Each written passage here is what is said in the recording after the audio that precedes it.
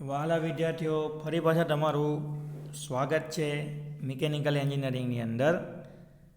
Semester 4માં આપણો જે second subject છે M&I મેટ્રોલોજી અને ઇન્સ્ટ્રુમેન્ટેશનની અંદર ચેપ્ટર નંબર 1 આપણે ડિસ્કસ કરી રહ્યા છે. લિનિયર અને એંગ્યુલર મેઝરમેન્ટ ચેપ્ટરનું નામ છે. ગઈકાલના લેક્ચરમાં આપણે જે મેઝરમેન્ટના જે ઘટકો છે, એવું કહેવાય છે કે ભાઈ કોમ્પોનન્ટ્સ ઓફ ધી મેઝરમેન્ટ, એના વિશે વાત કરી હતી. ટોટલ 5 કોમ્પોનન્ટ આપણે ડિસ્કસ કરી રહ્યા હતા. આજે આગળ વધીએ છીએ ચેપ્ટરની અંદર. આજે જે આપણે થિયરી ડિસ્કસ કરવા જઈ રહ્યા છે એ તમને એક્ઝામમાં પણ પૂછાઈ શકે એવો ક્વેશ્ચન છે, તથા પ્રેક્ટિકલી પણ તમને આજનો જે લેક્ચર છે, આજની જે થિયરી આપણે શીખવા જઈ રહ્યા છે એનું નોલેજ હોવું જોઈએ. ક્લિયર છે? તો શું કહે છે આજની થિયરી? ધ્યાનથી જોજો. સ્ટાન્ડર્ડ અને સ્પેસિફિકેશનની જરૂરિયાત અને મહત્ત્વ. આપણે જે સ્ટાન્ડર્ડ દર વખતે બોલીએ છીએ કે ભાઈ સ્ટાન્ડર્ડ વસ્તુ હોવી જોઈએ, સ્ટાન્ડર્ડ કામ થવું જોઈએ. પછી આપણે એમ કહીએ ને કે ભાઈ પ્રોડક્ટના સ્પેસિફિકેશન આવા છે, એના સ્પેસિફિકેશનમાં તો આ ડિટેલ છે. તો એ જ વસ્તુ આજે આપણે સમજવાના છે કે સ્ટાન્ડર્ડ શું છે અને સ્પેસિફિકેશન શું છે, એની જરૂરિયાત શું છે. ક્લિયર? એક એનું ઇમ્પોર્ટન્સ સમજવાના છે અને એક એની જરૂરિયાત સમજવાના છે. ક્લિયર છે? તો સૌથી પહેલાં આપણે શરૂઆત કરીએ સ્ટાન્ડર્ડ. સ્ટાન્ડર્ડની ડેફિનેશનમાં શું કહે છે? સ્ટાન્ડર્ડ એટલે અમુક ઓથોરિટી દ્વારા માપન પદ્ધતિના ક્વોન્ટિટી માપવાના નિયમ તરીકે સ્થાપના કરીને નિર્ધારિત કે પ્રમાણભૂત કરવામાં આવતી વસ્તુ. થોડુંક તમે એક સાથે વાંચો તો કદાચ ખ્યાલ નહીં આવે, તો એને સ્ટેપ બાય સ્ટેપ વાંચો. સ્ટાન્ડર્ડ એટલે અમુક ઓથોરિટી દ્વારા માપન પદ્ધતિમાં જે કોઈ પણ ક્વોન્ટિટી માપવાના નિયમ તરીકે અથવા ક્વોન્ટિટી માપવા માટે જે કોઈ પણ નિયમ બનાવવામાં આવ્યા છે, નિયમની સ્થાપના કરવામાં આવી છે, એને નિર્ધારિત કે પ્રમાણભૂત કરવામાં આવતી વસ્તુ. હવે હું શું કહે છે થોડુંક તમને સમજાવું કે તમે કોઈ વસ્તુ માપવા માટેની મેથડ યુઝ કરો છો.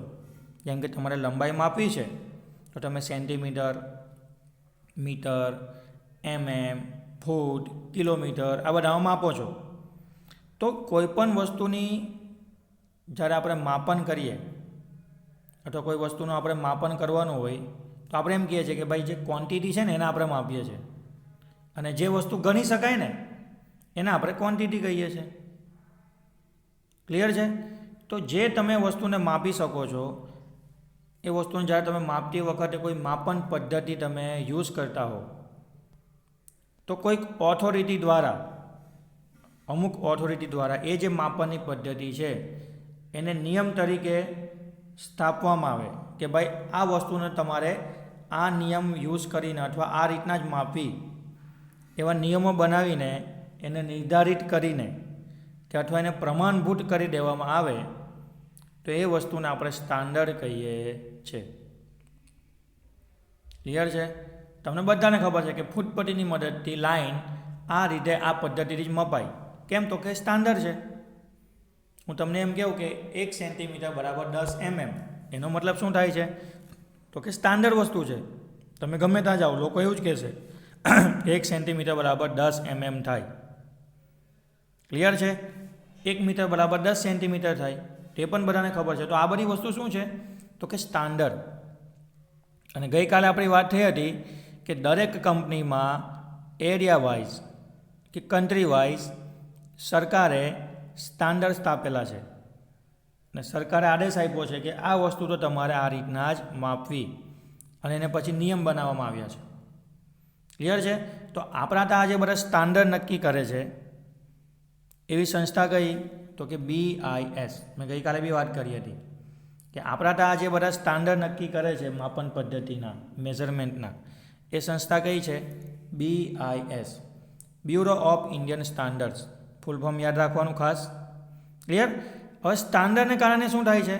તો કે તમે સ્ટાન્ડર્ડ વસ્તુ વાપરો, સ્ટાન્ડર્ડ મેથડ વાપરો, બધા નિયમને રૂલ્સ ફોલો કરો, એટલે એના દ્વારા જે વસ્તુ બનશે ને એની અંદર ઇન્ટરચેન્જિબિલિટી નામનો જે ગુણધર્મ છે એ આપોઆપ આવી જશે એવું માનવામાં આવે છે. ક્લિયર છે? અહીંયા તમને એક્ઝામ્પલ આપ્યા છે કે લંબાઈના અમુક સ્ટાન્ડર્ડ આપ્યા છે કે ભાઈ લંબાઈ માપી હોય તો કયા સ્ટાન્ડર્ડમાં મપાય.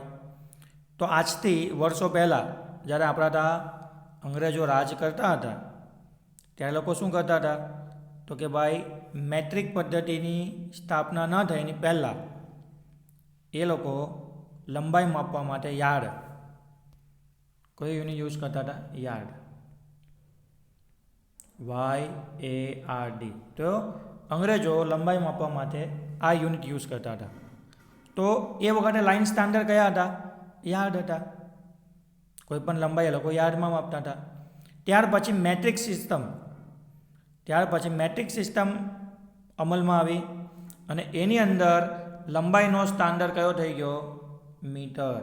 લંબાઈનો સ્ટાન્ડર્ડ કયો થઈ ગયો? મેટ્રિક પદ્ધતિના આધારે મીટર. ત્યાર પછી આપણે બધી લંબાઈ મીટરમાં માપતા થયા. ક્લિયર છે? તો આ રીતના દરેક લાઇન સ્ટાન્ડર્ડ છે, લંબાઈના સ્ટાન્ડર્ડ છે. ખૂણા માપવા માટે કયો સ્ટાન્ડર્ડ હશે? તો કે ડિગ્રી, ઓકે, મિનિટ અથવા સેકન્ડ. તે રીતના સમય માપવા માટે મિનિટ સેકન્ડ. ક્લિયર છે? ઝડપ માપવા માટે શું હોય? મીટર પર સેકન્ડ. તો આ દરેક વસ્તુ સરકારે, દેટ મીન્સ કે જ્યાંની પણ જે કોઈ પણ ગવર્મેન્ટ હોય છે એ શું કરે છે? આ બધા સ્ટાન્ડર્ડ નક્કી કરે છે. ક્લિયર છે? એવા ઘણા બધા સ્ટાન્ડર્ડ છે. એન્ડ સ્ટાન્ડર્ડ છે, વેવ લેન્થના સ્ટાન્ડર્ડ છે. ક્લિયર? પછી થોડાક તમને અહીંયા એક્ઝામ્પલ આપ્યા છે. ક્રિપ્ટોનની અંદર બહુ જે રેડિયન આવે ને, જે કિરણની લંબાઈ આવે, રેડિયેશનની લંબાઈ આવે, એ બધી વસ્તુ પણ અહીંયા ઇમ્પોર્ટન્ટ છે, પણ તમારા કામની નથી એટલે આપણે એને સ્કીપ કરીને આગળ વધીએ છીએ. ક્લિયર છે? નેક્સ્ટ જે આપણે થિયરી ડિસ્કસ કરવાના છે આની સાથે કન્ટિન્યુઅસ, એ કઈ છે? સ્ટાન્ડર્ડના પ્રકાર. કે આપણે જે સ્ટાન્ડર્ડની ડેફિનેશન જોઈ, જે સ્ટાન્ડર્ડ વિશે આપણે વાત કરી, એના પ્રકાર કયા કયા છે તે. તો ઉપયોગને આધારે અને જે સ્ટાન્ડર્ડનું જે મહત્ત્વ છે એના આધારે સ્ટાન્ડર્ડના 4 પ્રકાર પાડવામાં આવે છે. હવે કયા 4 પ્રકાર છે એને આપણે ડિટેલમાં ડિસ્કસ કરીશું. ચાલો, એમાં સૌથી પહેલું સ્ટાન્ડર્ડ કયું છે? Primary standard. પહેલાં નામ જોઈ લઈએ, બરાબર? Primary standard, secondary standard, tertiary standard અથવા ટર્ટરી સ્ટાન્ડર્ડ ઇંગ્લિશમાં કહેવાય, અને ચોથું છે વર્કિંગ સ્ટાન્ડર્ડ. અત્યારથી તમને કહી દઉં છું, 100% તમને ક્વેશ્ચન સ્ટાન્ડર્ડની ડેફિનેશન અને એના પ્રકાર 7 માર્ક્સની અંદર ડેફિનેટલી ક્વેશ્ચન એક્ઝામમાં આવશે, એની ગેરંટી છે. ઓકે? તો ક્વેશ્ચન તમારે ખાસ યાદ રાખવાનો છે. વાત કરીએ, સૌથી પહેલાં ફોકસ કરીએ પ્રાઇમરી સ્ટાન્ડર્ડની ઉપર. પ્રાઇમરીનો મતલબ શું થાય વિદ્યાર્થીઓ? તો કે પ્રાઇમરીનો મતલબ થાય પહેલાં, પ્રાથમિક. લંબાઈના મૂળભૂત એકમો મીટર કે યાર્ડનું અંતર અચળ રહે તથા આ માપનો સર્વે દેશમાં કડક રીતે અમલ થાય તે માટે એક જ યાર્ડ અને એક જ મીટર સ્ટાન્ડર્ડને ખૂબ જ સંભાળપૂર્વકની સ્થિતિમાં સલામતી હેઠળ એક જ જગ્યાએ રાખવામાં આવેલા છે. આજથી વર્ષો પહેલાં કોઈ કેમ કીધું હશે કે 1 યાર્ડ બરાબર આટલું થાય છે. કોઈ આપણે એમ કહીએ ને કે ભાઈ 1 યાર્ડ બરાબર, આજથી વર્ષો પહેલાં જ્યારે યાર્ડ શોધાયું તો કોઈ કેમ કીધું હશે કે 1 યાર્ડ બરાબર આટલું થાય છે, અથવા 1 મીટર બરાબર આટલું થાય છે. તો આખા દેશની અંદર અલગ અલગ જગ્યાએ યાર્ડ અને મીટર એ જે કંઈ પણ પ્રાથમિક યુનિટ શોધાયા હતા લંબાઈ શોધવા માટે, એનું માપ અચળ રહે, એટલે કે ફિક્સ રહે, તથા સમગ્ર દેશમાં એનો કડક રીતે અમલ થાય.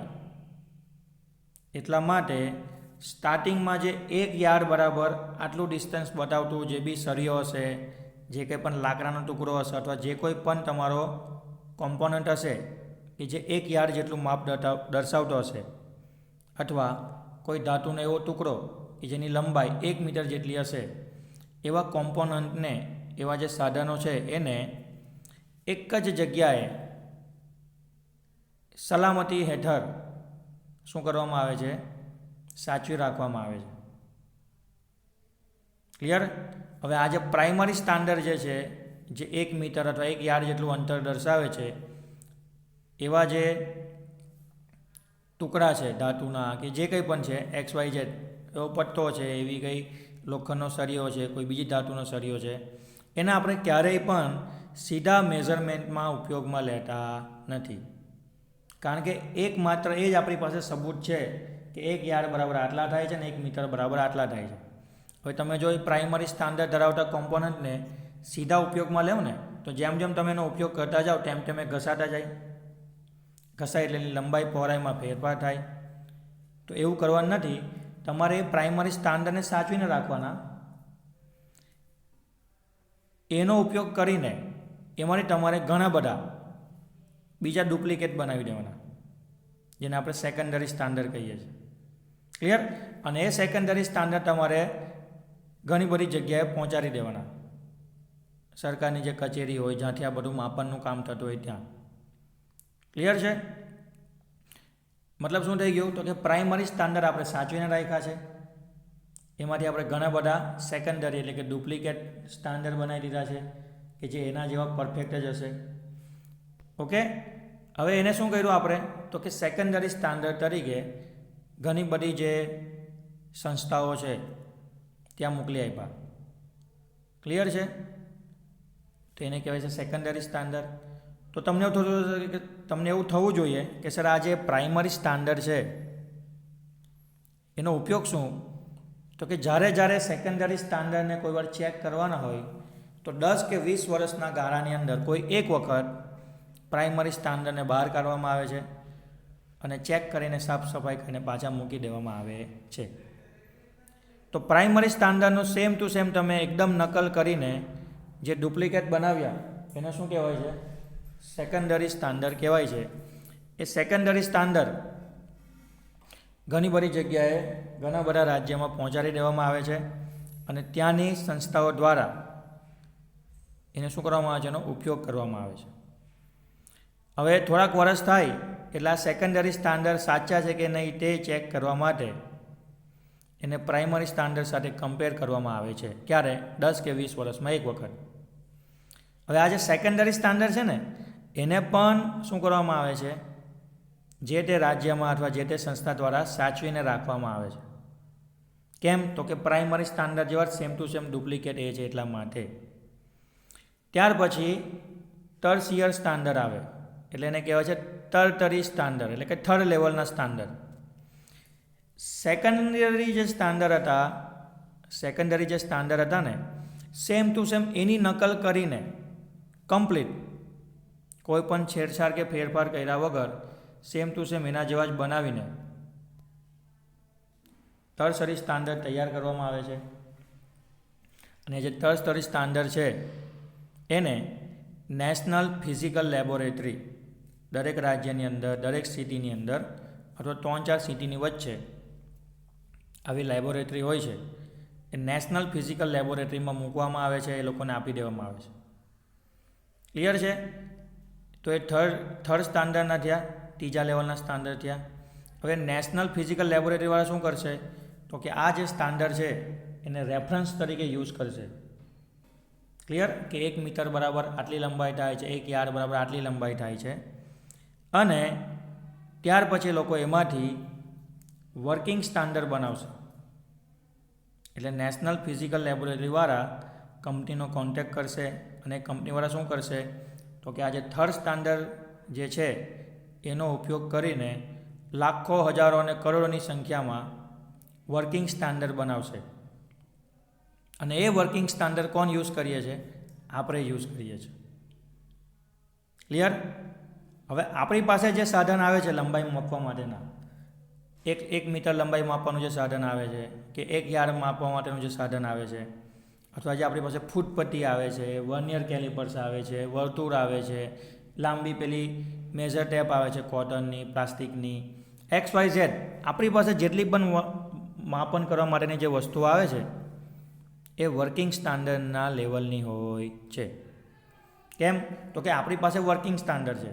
આપણી પાસે ફૂટપટ્ટી તૂટી ગઈ, વર્નિયર ખોવાઈ ગયું, ઘસાઈ ગયું, મેઝર ટેપ તૂટી ગઈ, ફાટી ગઈ, તો ટર્સરી સ્ટાન્ડર્ડ છે ને, એ લોકો જે કંપની દ્વારા બનાવીને આપે છે ત્યાંથી આપણે પરચેસ કરી લઈએ છીએ, પરચેસ કરી શકીએ છીએ. ક્લિયર? સપોઝ આ ટર્સરી સ્ટાન્ડર્ડ પાસે પણ કોઈ વસ્તુ ખોવાઈ જાય અથવા તૂટી જાય, તે લોકો સેકન્ડરી સ્ટાન્ડર્ડ પાસેથી મંગાવી શકે છે ડુપ્લિકેટ. અને સેકન્ડરીવાળા પાસે પણ કોઈ વસ્તુ ગુમ થઈ જાય, ચોરાઈ જાય, ખોવાઈ જાય, તો પછી છેલ્લો એકમાત્ર સહારો કોનો છે આપણી પાસે? પ્રાઇમરી સ્ટાન્ડર્ડનો. એટલે ગમે તેટલી મોટો પ્રોબ્લેમ આવે, બરાબર, આખા દેશમાં વોર ડિક્લેર થઈ જાય, મારામારી થઈ જાય, મોટા મોટા યુદ્ધ થઈ જાય, તો આ બધી વસ્તુ તમારી ખોવાઈ શકે છે, તૂટી ફૂટીને નવરી થઈ શકે છે, આગ લાગી જાય છે, બધું ડિસ્ટ્રોય થઈ શકે છે. પણ આ જે પ્રાઇમરી સ્ટાન્ડર્ડ છે એને લોકો ખૂબ જ સાચવીને રાખે છે. આખો દેશ કેમ ખલાસ નહીં થઈ જાય, પણ આ પ્રાઇમરી સ્ટાન્ડર્ડ લોકોએ સાચવીને રાખ્યા હશે.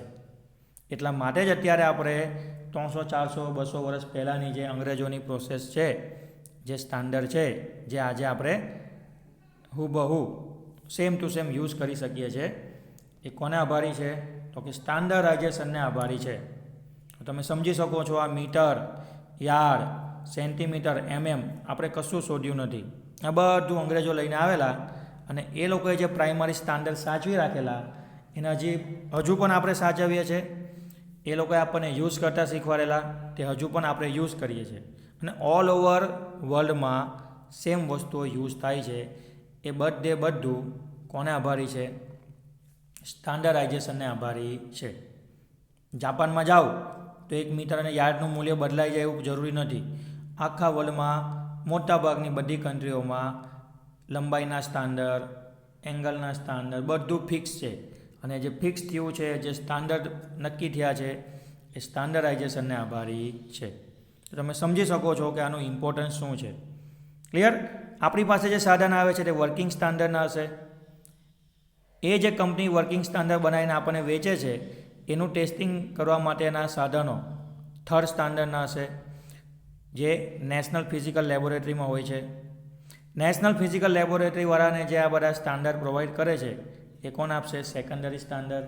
અને સેકન્ડરી સ્ટાન્ડર્ડ ને બધા સ્ટાન્ડર્ડાઇઝ ઇન્સ્ટ્રુમેન્ટ કોણ પ્રોવાઈડ કરશે? Primary standard. તો બધા એકબીજા ઉપર કેવા છે? ડિપેન્ડન્ટ છે. ક્લિયર? તો મને આશા છે કે તમે સમજી ગયા છો ઇમ્પોર્ટન્સ શું છે સ્ટાન્ડર્ડાઇઝેશનનું. આની સર જ આપણે એક ટોપિક છે સ્પેસિફિકેશન, એને આપણે નેક્સ્ટ લેક્ચરમાં ડિસ્કસ કરીશું. Thank you.